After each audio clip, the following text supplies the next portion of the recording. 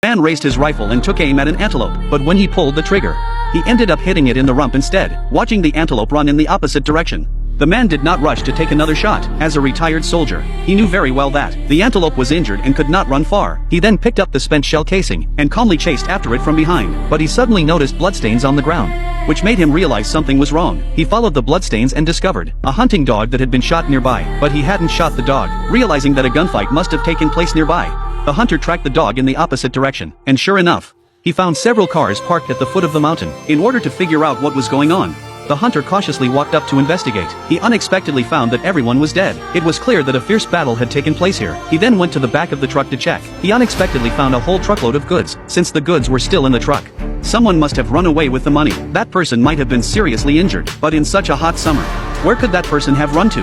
The hunter guessed that he had gone to a shady place. Soon, the hunter saw a figure under a large tree, but the hunter did not rush forward. Instead, he waited quietly for half an hour. After confirming that the man was not moving, he dared to slowly walk forward to check. Sure enough, the man had stopped breathing. He saw a black box next to him. The hunter curiously opened the box to check. He found that it contained $2 million.